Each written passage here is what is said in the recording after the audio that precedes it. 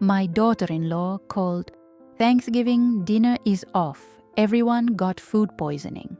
But I discovered, my name is Margaret Davis. I'm 52 years old, and I thought I knew my family. I thought I understood the woman my son married, the mother of my 2 precious grandchildren. But that Thursday morning, November 23rd, when my phone rang at 7:30 a.m., with Sarah's panicked voice on the other end, everything I believed about my life was about to crumble. "Margaret, oh God, Margaret!" Sarah's voice was shaky, almost theatrical in its distress. "I have terrible news. Thanksgiving dinner is completely off. Everyone here got food poisoning last night. Tommy's been throwing up since midnight. Little Emma can barely keep water down, and Michael's in the worst shape of all." My heart stopped. My son, my grandchildren, sick. What happened? Should I come over? Do you need me to take them to the hospital? No, she responded quickly, too quickly. "The doctor said it's best if no one comes near the house. It's highly contagious. We think it was something we ate yesterday at that new restaurant downtown. The whole family is quarantined. I'm so sorry, Margaret. I know how much you were looking forward to hosting everyone." I stood in my kitchen, surrounded by the turkey I'd been brining for 2 days, the cranberry sauce I'd made from scratch, the pumpkin pies cooling on the counter. 32 years of hosting Thanksgiving dinner, and this was the first time it had been canceled. Something felt wrong, but I couldn't put my finger on it. "Are you sure you don't need anything? I could leave groceries outside your door, or..." "Really, Margaret, we're fine. Just need to rest. Maybe we can do a makeup dinner next weekend when everyone's feeling better." The line went dead, and I stood there holding the phone, staring at my reflection in the kitchen window. Outside, the November morning was crisp and beautiful, the kind of day perfect for family gatherings. But inside, a cold dread was settling in my stomach that had nothing to do with any virus. You see, I'd raised 5 children as a single mother after my husband left when our youngest was barely walking.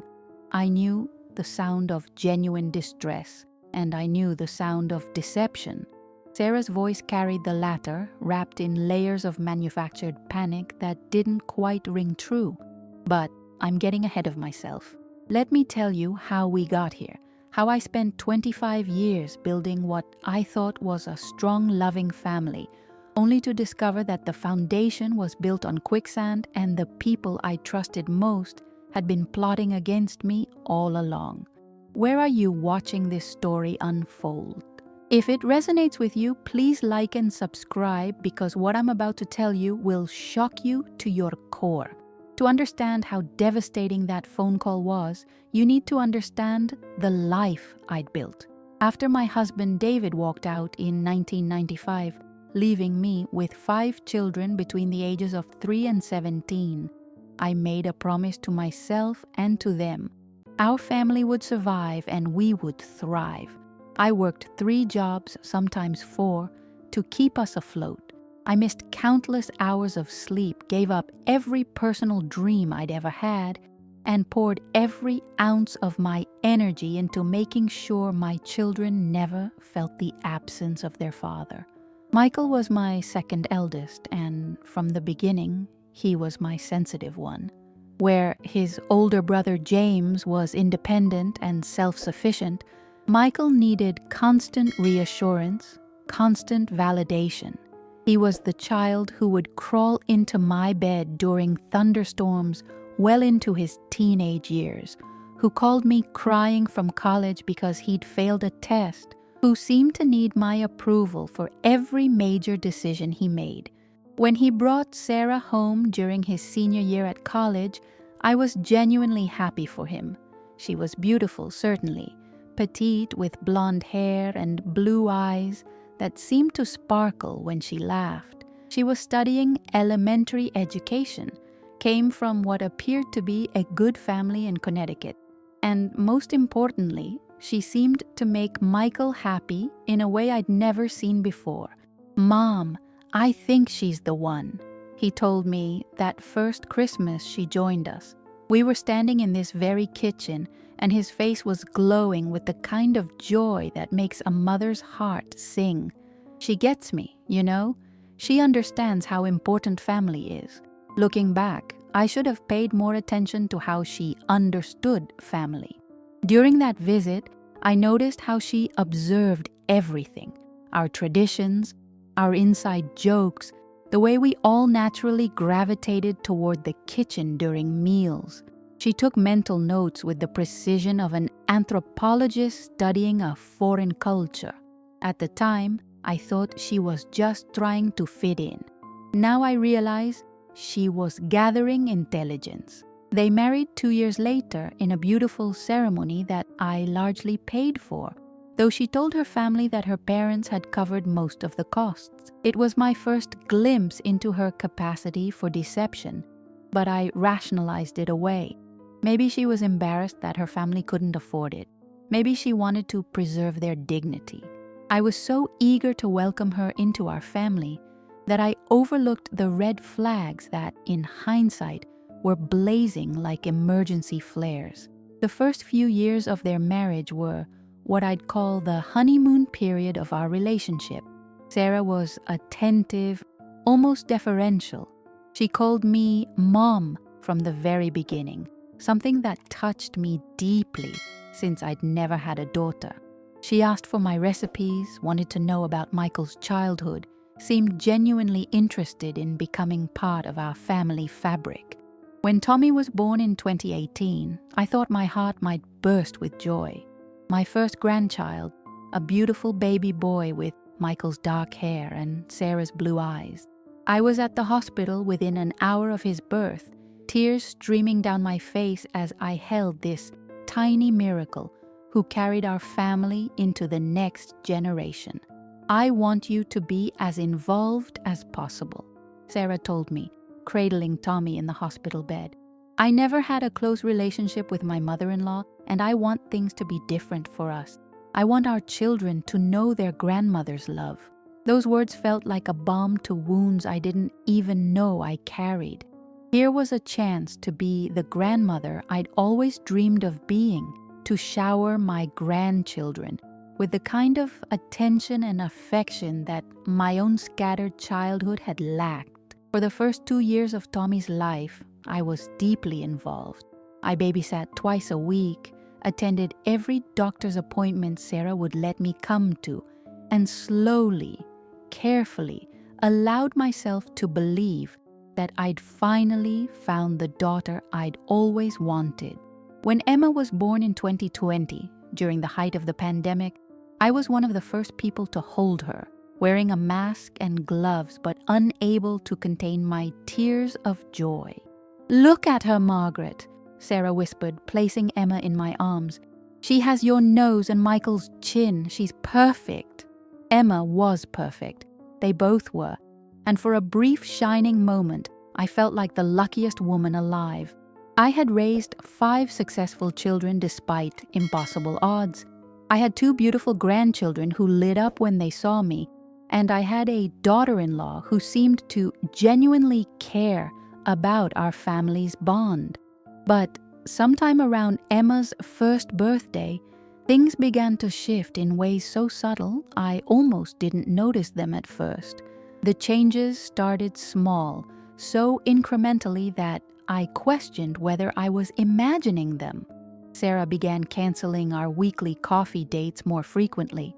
"The kids are going through a phase," she'd explain, or "Michael's been working so much overtime, I need to handle things at home." Reasonable explanations that I accepted without question because I wanted to be understanding, wanted to be the kind of mother-in-law who didn't pressure or demand. But then the cancellations became more creative. The children were allegedly sick more often.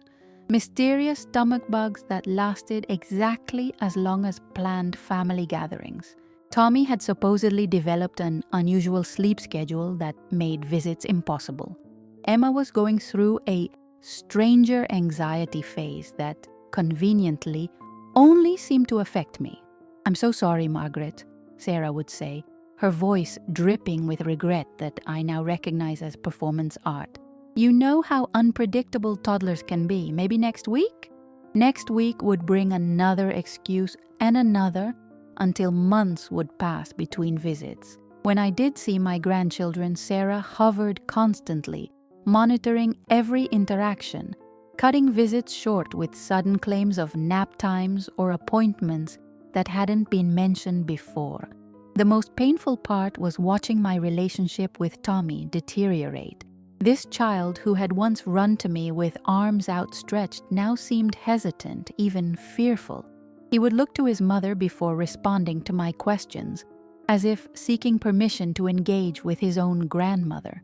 "He's just going through a shy phase," Sarah explained, when I finally worked up the courage to mention it. "The pediatrician says it's completely normal for children his age to become more selective about their attachments." I wanted to believe her. God, how desperately I wanted to believe her.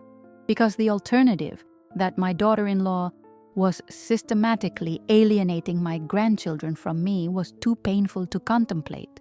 So I swallowed my concerns, told myself I was being oversensitive, and tried harder to be the kind of grandmother who didn't rock the boat. Michael seemed oblivious to the changes, or perhaps he was deliberately blind to them. When I tried to broach the subject during our monthly lunch dates, he would wave away my concerns with the same dismissive gesture he'd used as a teenager when I worried about his grades. "Mom, you're overthinking this. Sarah loves you. The kids love you. Everyone's just busy with life, you know? It's not personal." But it felt personal. It felt deeply, deliberately personal in ways I couldn't articulate without sounding paranoid or needy. So I learned to smile and nod, to accept whatever crumbs of time with my grandchildren Sarah was willing to offer, and to pretend that the growing distance between us was natural rather than manufactured. The breaking point came last spring, during what should have been a celebration. Emma's second birthday party was held at their house, a beautiful suburban colonial that I'd helped them with the down payment for, though Sarah had asked me not to mention that to her parents. The party was elaborate, with a hired entertainer, catered food, and decorations that looked like they'd been lifted from a magazine spread. I arrived with gifts I'd carefully selected and wrapped, excited to see Emma's face light up as she opened them. But as soon as I walked through the door, I realized something was wrong. The house was full of people I didn't recognize. Sarah's college friends, neighbors, parents from Tommy's preschool. I was the only representative from Michael's side of the family. "Where's James?" I asked Michael, referring to his older brother. "And Lisa? Are they coming later?" Michael's face flushed with embarrassment. "Oh, Sarah thought it might be better to keep this party smaller this year. You know, with Emma being so young and all." But the party wasn't small. There were at least 30 people there, all of whom seemed to know each other well, all of whom belonged to Sarah's carefully curated social circle. I spent the afternoon feeling like an outsider at my own granddaughter's birthday party, watching as Sarah played the role of perfect mother and hostess, while somehow managing to make my presence feel like an imposition. The moment that broke my heart happened during the gift opening. Emma, overwhelmed by the crowd and the chaos, began to cry. Instinctively, I moved toward her, my grandmother's arms aching to comfort her. But Sarah swept in first, scooping Emma up while shooting me a look that was unmistakably territorial. "It's okay, baby," Sarah cooed, deliberately turning away from me. "Mommy's here. You don't need anyone else." The words were innocent enough, but the message was crystal clear. In Sarah's world, I was not needed. I was not wanted. I was tolerated at best, and only when it served her purposes. That night, I sat in my empty house surrounded by the remnants of the family life I'd worked so hard to build, and I cried harder than I had since the day my husband left. But these weren't tears of sadness. They were tears of rage, of recognition, of a woman finally acknowledging that she'd been played by an expert. That birthday party was my wake-up call, but it took me months to figure out how to respond. I'm not a confrontational person by nature. 30 years of single motherhood had taught me to pick my battles carefully, to smooth over conflicts rather than escalate them. But this wasn't about me anymore. This was about my grandchildren being systematically isolated from their extended family, and I couldn't stand by and let it happen. I started paying attention in ways I hadn't before.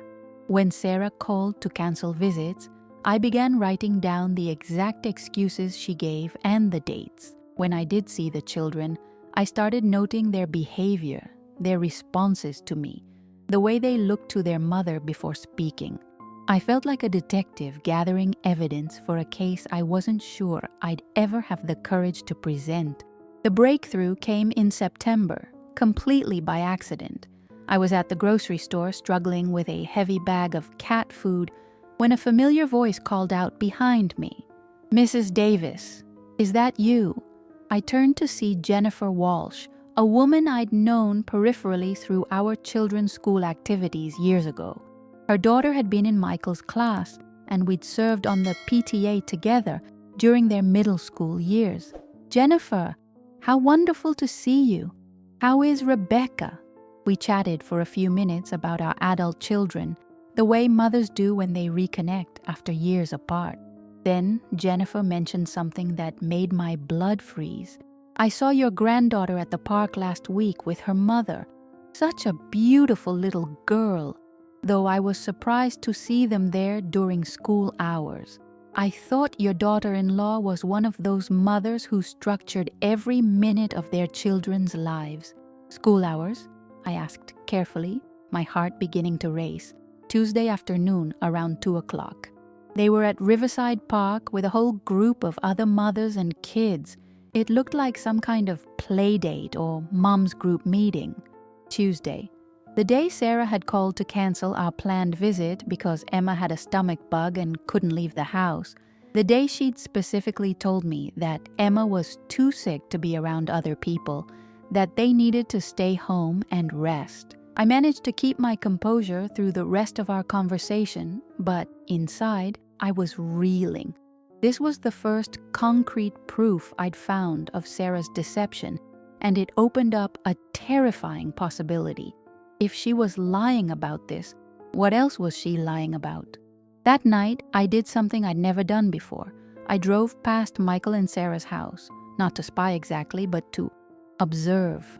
Their driveway was full of cars I didn't recognize, warm light spilled from their windows, and through their unshaded kitchen window, I could see a group of adults laughing and talking while children played in the background. This was the same Tuesday evening when Sarah had told me they were all recovering from illness, too sick for visitors. But here they were, hosting what looked like a dinner party for at least 6 other families. My grandchildren, supposedly too sick to see their grandmother, were running around with their friends, looking perfectly healthy and happy. I sat in my car across the street, hidden in the shadows, and felt something fundamental shift inside me. This wasn't about different parenting styles or busy schedules. This was about deliberate exclusion, systematic lies designed to keep me away from my family. And if Sarah was willing to lie about something as simple as a play date, what was she telling my grandchildren about me? The next morning, I called my eldest son, James. Of all my children, he's the most direct, the most willing to speak uncomfortable truths. If anyone would give me an honest assessment of the situation, it would be James. "Mom, I've been wondering when you were going to notice," he said after I'd carefully outlined my concerns. "Lisa and I have been talking about this for months. Sarah's been freezing you out, and Michael's either too blind to see it or too scared to stand up to her. You've noticed too? Are you kidding? Last Easter, she told us you were going through a difficult time and might not be up for family gatherings.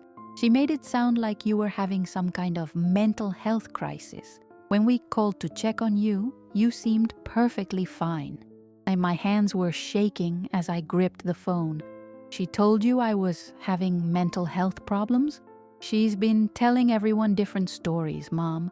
To Lisa's parents, she said you were overly attached to the grandchildren and needed some space. To our cousins, she implied that you'd become difficult to manage since you'd gotten older. She's been systematically character assassinating you while playing the role of the concerned daughter-in-law who's trying to protect her family. The pieces of the puzzle were falling into place with sickening clarity. Sarah hadn't just been excluding me from family events, she'd been crafting a narrative that justified that exclusion, painting me as an unstable, demanding grandmother who posed some kind of threat to their peaceful family life. Armed with this new understanding, I approached that Thanksgiving phone call with a completely different mindset. When Sarah claimed that everyone was sick with food poisoning, my first instinct wasn't concern, it was suspicion. Food poisoning from a restaurant the day before, on the busiest dining day of the year when most restaurants were closed. The story had holes you could drive a truck through. I decided to test my theory. After hanging up with Sarah, I called the restaurant she'd claimed was responsible for their illness. Luigi's downtown had been closed for renovation since October 15th. They hadn't served a single meal in over a month. Strike one. Next, I called Michael's work number. I knew he sometimes worked overtime on holidays, but if his family was really as sick as Sarah claimed, surely he'd have called in to care for them. "Oh, Michael left early yesterday," his colleague told me. "Said he was taking a long weekend to spend time with family. Lucky guy." Strike two. But the third strike came from the most unexpected source. My neighbor, Mrs. Chen, who lives 3 blocks away from Michael and Sarah's house, called me around noon. "Margaret, dear, I hope you don't mind me calling, but I wanted to ask about your granddaughter's dance recital today.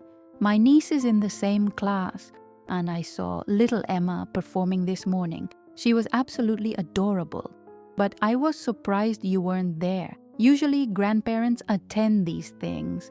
My vision went white around the edges. Dance recital? At the community center this morning at 10 a.m. It was their special Thanksgiving performance. Emma did a little turkey dance that was just precious. Didn't your family tell you about it? I hung up the phone and sat in my kitchen, surrounded by enough food to feed 15 people, staring at the truth in all its ugly clarity. There was no food poisoning. There was no illness. There was no family quarantine. Instead, while I sat alone on Thanksgiving Day, believing my grandchildren were suffering, they were actually at a dance recital I'd never been told about, living their lives as if I didn't exist. But this time, I wasn't going to swallow my anger and pretend everything was fine. This time, I was going to find out exactly what was happening in my son's house, and I was going to get answers. I called James first. "I need you to drive me somewhere," I said without preamble. "Mom? What's wrong? You sound..." "I need you to drive me to Michael's house right now, and I need you to be prepared for what we might find there." An hour later, James and I pulled up in front of Michael and Sarah's house. The driveway was full of cars again, not the empty driveway of a quarantined family, but the bustling activity of a house full of healthy people. Through the windows, we could see the warm glow of family gathered around a dinner table. James whistled low. "Mom, if they're all supposedly sick with food poisoning, then we're about to catch them in the biggest lie they've ever told." I walked up to that front door with 25 years of suppressed suspicions fueling my steps. I didn't knock gently. I didn't call ahead. I rang the doorbell and waited for someone to answer, my heart pounding with a mixture of rage and vindication. The door opened, and Sarah's face went white as she saw me standing there. Behind her, I could hear the sounds of a family Thanksgiving dinner in full swing. Laughter, conversation, the clink of silverware against plates. Through the doorway, I caught a glimpse of a beautifully set dining room table surrounded by people I'd never seen before, while my grandchildren played happily in the background. "Margaret!" Sarah gasped, her hand flying to her throat in a gesture of theatrical surprise. "What are you doing here? I told you we were all sick." "A funny thing about that," I said, my voice calm and steady despite the fury burning in my chest. "Because I can see your guests through the window. I can hear the dinner conversation. And most importantly, I know for a fact that Luigi's restaurant has been closed for renovation since October 15th. So unless you all got food poisoning from a ghost kitchen, I think we need to have a very different conversation." The color drained completely from Sarah's face. Behind her, the sounds of dinner conversation began to fade as people became aware that something was happening at the front door. This was the moment of truth, the moment when 25 years of lies and manipulation would finally be exposed, and I was ready for all of it. The silence that followed my words stretched like a taut wire about to snap. Sarah stood frozen in the doorway, her mouth opening and closing like a fish gasping for air. Behind her, I could see Michael rising from his seat at the head of the table, confusion and alarm written across his face. "Mom?" he called out, his voice uncertain. "What's going on? Sarah said you were okay with canceling because we were all sick." That's when I stepped past Sarah, ignoring her protests, and walked directly into their dining room.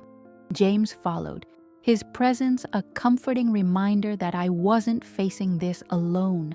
The scene that greeted me was exactly what I'd expected, and somehow still shocking in its audacity.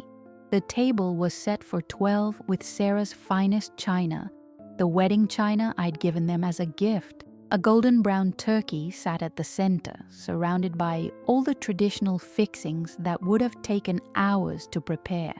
Around the table sat people I'd never met, an older couple who had to be Sarah's parents, several younger couples with children, and at the far end, my grandchildren, both looking perfectly healthy and happy.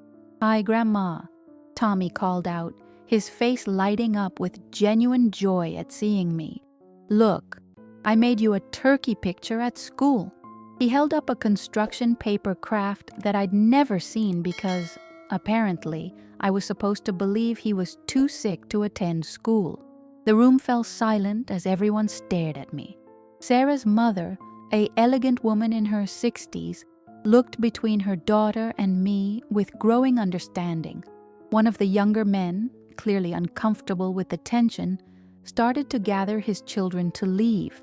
"Nobody needs to go anywhere," I said firmly, my voice carrying the authority of a woman who'd spent decades managing crises. "But I think everyone deserves to know the truth about why I wasn't invited to my own grandchildren's Thanksgiving dinner." Michael looked like he'd been slapped. "Mom, you weren't invited because Sarah said you were sick. She said you called this morning and felt too unwell to host. So we decided to do a quiet dinner here instead." I turned to face Sarah, who had finally found her voice. "That's not what happened at all, Michael, and you know it.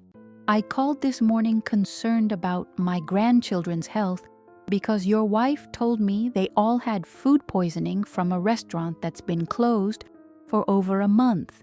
The pieces began clicking together for Michael with visible speed. His face cycled through confusion, realization, and finally, a dawning horror as he understood the scope of his wife's deception. "Sarah," he said slowly, his voice barely above a whisper, "what did you tell my mother?" But Sarah had moved past denial into full attack mode. "Your mother has been incredibly overbearing, Michael. She calls constantly, shows up unannounced, and frankly, she makes the children uncomfortable with her neediness. I've been trying to protect our family from her manipulation." The words hit me like physical blows, not because they were true, but because I could see how carefully crafted they were. This wasn't a spontaneous defense. This was a prepared speech. delivered with the confidence of someone who'd been practicing it for months. But before I could respond, something unexpected happened. Sarah's mother stood up from the table, her face flushed with embarrassment and anger. "Sarah Elizabeth," she said in a voice that could have frozen fire, "what exactly have you been telling people about Margaret? Because 3 months ago, you told me she was too busy with her new boyfriend to spend time with the grandchildren. Last month, you said she was dealing with financial problems and was too proud to admit she couldn't afford to contribute to family gatherings. Now you're claiming she's manipulative and overbearing? Which story is true?" The room erupted. Suddenly, everyone was talking at once. Sarah's father was demanding explanations. The other guests were looking increasingly uncomfortable and beginning to make their excuses. Michael was staring at his wife with the expression of a man seeing a stranger wearing his loved one's face. But the moment that broke everything wide open came from the most innocent source possible. Little Emma, overwhelmed by the adult shouting and confusion, began to cry. Without thinking, I moved toward her to offer comfort, and Sarah physically blocked my path. "Don't touch her," Sarah snapped, her mask finally slipping completely. "You don't get to confuse these children anymore with your guilt trips and emotional manipulation." That's when Michael exploded. "What is wrong with you?" he shouted at his wife, his voice carrying a fury I'd never heard from my gentle son. "That's my mother. Those are her grandchildren. What the hell have you been doing behind my back?" The confrontation that followed was ugly and necessary. Sarah tried to maintain her position, claiming she'd been protecting her family from my toxic influence. But as the truth emerged, the cancelled visits, the false excuses, the character assassination she'd been conducting behind my back, even her own parents turned against her. "I raised you better than this," her mother said, her voice heavy with disappointment. "This woman helped pay for your wedding, helped with your house, and has been nothing but generous to our family. How could you do this?" The dinner party disbanded quickly after that, with apologies and promises to reach out to me directly. Sarah's parents asked for my phone number, expressing their horror at what their daughter had done and their desire to make amends. Michael spent the evening going through his phone, calling his siblings to piece together the full scope of Sarah's lies. The most heartbreaking revelation came when we realized what Sarah had been telling the children. Tommy, in his innocent 3-year-old way, asked me why I'd been too busy to see them and whether I was still mad at Mommy for something he couldn't understand. It became clear that Sarah hadn't just been excluding me. She'd been preparing the children for my absence, telling them stories about why Grandma didn't come around anymore, slowly erasing me from their lives while making it seem like my choice. That night, after the guests had gone and the truth had been laid bare, Michael and I sat in his kitchen while Sarah put the children to bed. His marriage was in crisis, his trust was shattered, and he was grappling with the realization that he'd allowed his wife to systematically destroy his children's relationship with their grandmother. "Mom, I don't know how to fix this," he said, his head in his hands. "I don't know how to fix any of this. We start with the truth," I told him. "We start with honesty, and we start with putting the children's needs first. They deserve to know their grandmother, and I deserve to be part of their lives. Everything else we'll figure out as we go." Today, 6 months later, my life looks completely different. Michael and Sarah are in marriage counseling, trying to work through the deception and rebuild trust. I have my grandchildren every other weekend, and we're slowly repairing the damage that was done to our relationship. Tommy now runs to me with the same enthusiasm he once reserved for his mother. And Emma is learning that Grandma is someone she can count on. Sarah and I may never have the relationship I once hoped for, but we've reached a working agreement based on respect for the children's needs rather than her comfort level. She's had to acknowledge the harm she caused and commit to transparency going forward. Most importantly, I've learned to trust my instincts again. I spent too many years second-guessing myself, accepting explanations that didn't make sense, and swallowing my concerns to keep the peace. Never again. Have you ever found yourself in a situation where someone you trusted was systematically undermining your relationships? How did you find the courage to confront the truth? Share your thoughts in the comments below, and remember, you deserve honesty in your relationships, and you have the right to fight for the people you love. Don't let anyone convince you otherwise. Sometimes the strongest thing you can do is refuse to accept a lie even when the truth is painful. Sometimes the most loving thing you can do is demand honesty, even when it threatens the status quo. And sometimes the most important battles are the ones fought not for yourself but for the next generation, who deserves to grow up surrounded by authentic love rather than manufactured distance. If this story resonated with you, please like and subscribe. Your support means everything to me, and your stories of courage and truth give me strength to keep sharing mine.